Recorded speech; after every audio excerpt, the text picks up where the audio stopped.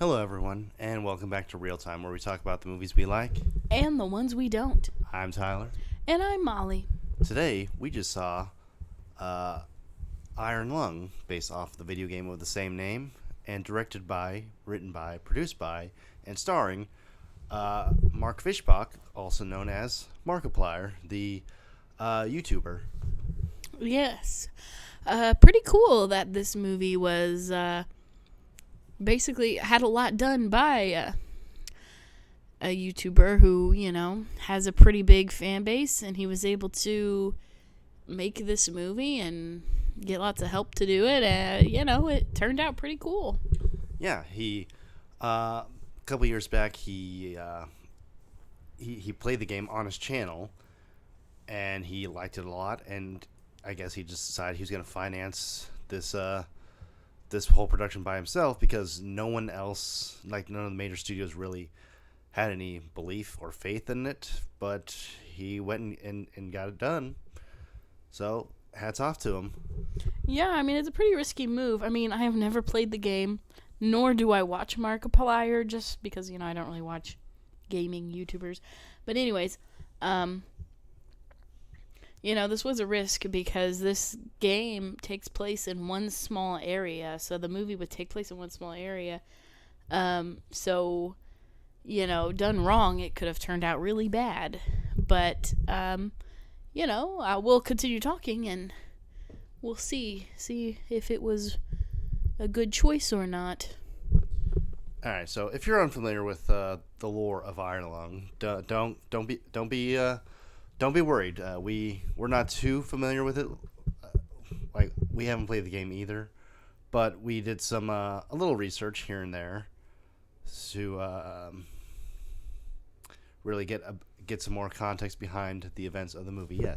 Yes. Well, I was saying, if you don't know if you were like me and you don't know anything, the only thing you know is that this movie is based off of a video game. It doesn't really matter because I went in there confused, but you could pick up on stuff pretty quickly. So, don't be worried. Yeah. So, but more or less, there's only around 700 people, like humans, left after the rapture. It was more of like people mass exiting the Earth to go colonize space. But between Earth and the colony of Eden on Mars, there's only around 700 people left in the universe, more or less. What happened to everyone else? Died or elsewhere? Who knows? It's a little fuzzy on the details, but it's fine. Now, with all the resources on Earth, presumably not really existing so much anymore, they're going to different moons and planets and stuff to find more. And on this particular moon, there is an ocean of blood that they have to travel through. And basically, they send our main character, who doesn't really have a name in the game, but in the movie he's given the name Simon, the task of trying to find this. And in return, he gets his freedom after he accidentally killed a whole bunch of people on the Filament Station. And he's trying to make up for that, but he's a little in over his head in more than one way. Yeah. It's pretty... Once he's down there, he realizes, this is I've made a huge mistake. Yeah, he realizes this is a one-way trip, and, well, I guess spoiler alert, he is not the first person they sent down there. There has been other expeditions. So, and he's got to do his best to try to make it back up. Will he succeed? Well, go watch the movie. Yeah, go see for yourself. Now, honestly, I thought this was a pretty tense and pretty suspenseful horror movie. I honestly was finding myself getting really scared during a lot of this movie. Yeah, I was too. Since it takes place in one small submarine type thing, the feeling of claustrophobia is very very Immersive. yeah, immersive. There are a lot of parts where I was just like, ooh, how's he going to get out of that? And I think it's also I want to say this was possibly intentional, but I feel like the longer the movie goes on, the more you get used to this ship, this submarine, this iron lung, if you will. You get used to like how everything works, and you're learning alongside Simon how everything works. So it's like you're there with him in a way. Yeah. Yeah, I mean, in a way you are, and that's pretty cool. Yeah, and as video game movies go, this one is, I'm gonna say it's one of the best ones. Yeah, maybe. I don't really watch a lot of video game movies, but yeah, I haven't even played the video game yet. Yeah, me neither. Maybe we'll get around to it. Maybe. But for the most part, Markiplier is there by himself throughout most of the movie. Though we do get voices over his radio. We get his superior Ava, played by Carolyn Kaplan. She's more or less using Simon throughout the movie to get this done so that they can save humanity. But eventually, she grows to actually care for him in a strange way, and is willing to help him out more than she needs to. Yeah, I think she sees that he's trying to survive. He has done a lot, and towards the end, she's ready to help him out. Another person in Mission Control is David, played by renowned voice actor Troy Baker.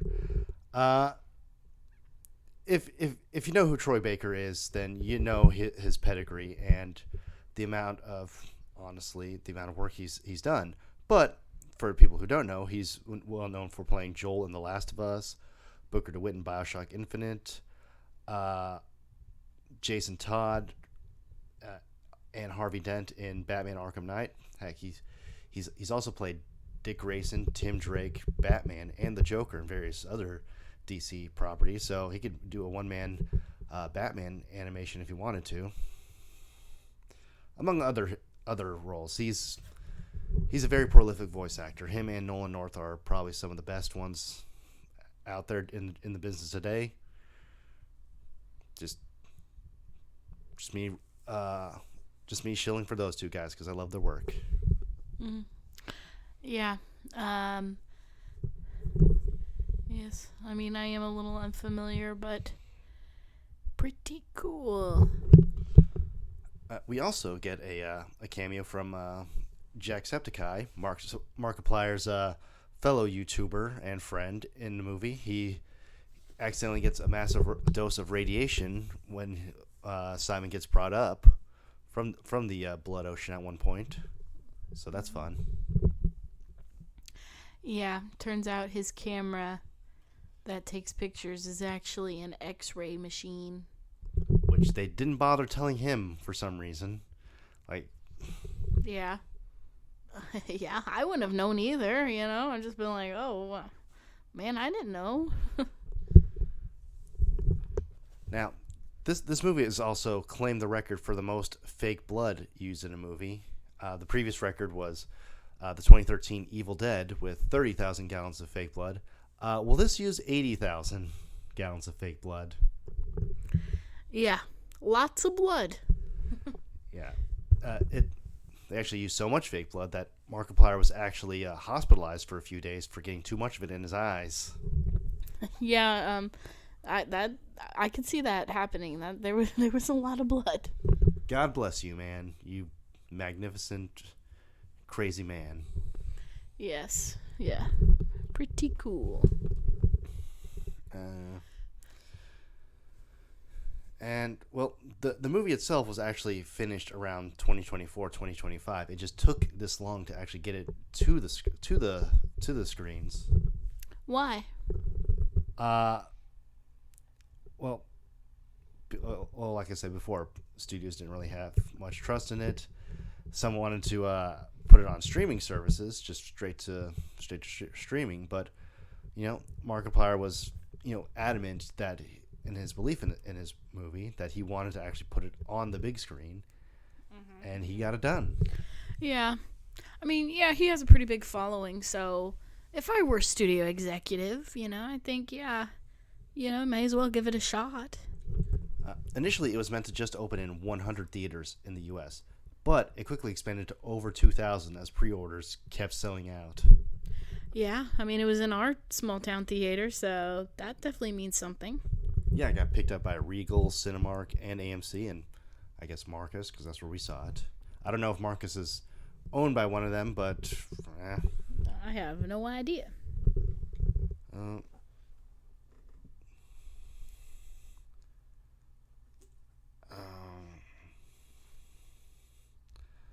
The demand was so big that it also appeared in theaters in Europe and Australia. According to the website, a total of almost 3,000 cinemas in the U.S., over 800 in Europe, and over 70 in Australia, and 3 in Guam ended up showing this movie. Wow, even Guam. Which Guam's a U.S. territory, so that's just more U.S. Yeah, that makes sense, yeah. Lovely place to visit, but not so much to live. I've never been. Well, you see, it's a small island. You can see basically everything in a day. Like I said, it's nice. It is, but I wouldn't want to live there. All right, get back on topic, man. Let's see. There's also a lot of discussion in comparison to Shelby Oaks, another movie made by a YouTuber. This one, Chris Stuckman. That one didn't receive the warmest welcome, but it is nice that this one is receiving a warmer welcome. What's that one about? It's a ghost story. I didn't see it. Oh, I didn't know anything about it. I'm not familiar with a lot of these YouTubers, so I'm sorry. It's all right. Yeah. Okay, the creator of the original game, or one of them anyways, David Szymanski, was one of the co-writers of this movie too, with Markiplier. Yeah, that helps, yeah. Yeah, it's always nice when the creator helps make the thing, the adaptation. Any final words on Iron Lung, other than go see it? Yeah. It was good. Usually, I mean, not really my type of thing, but I did have a good time in the theater. I'm glad we went to see it. It was quite interesting. A good, scary time. Even though there were some points I was confused. I was a little confused with the whole alien thing, But that's probably because I have never played the game. Yeah, I'd say if you have played the game, it'll give you a bit of a leg up, but having not played the game, I got into it easy enough, and it's an interesting enough story, and I think my thing is I really like simple stories, and if they're done really well, then that's bonus points for me, to be honest. Yeah, and this was pretty simple. Guy under the blood ocean looking for stuff. Simple. Yeah, super simple. Now it's kind of funny, and well, not really funny, but impressive that this movie actually made more money than Sam Raimi's latest movie, Send Help, for a day. Oh, still, yeah. This well, not small time, but this YouTuber going up against one of the greatest titans in horror and managing to hold his own for a little bit. Heck, even Bruce Campbell gave congratulations to Markiplier. Yeah, it is pretty impressive. Yeah, I hope he does more because I liked this. I liked his directing, and I really liked his acting too. He was really good. Mhm. Yeah. Yeah. I mean, it was good. It was a good time. Yeah. So, go see Iron Lung. We'll catch you next time. See you next time.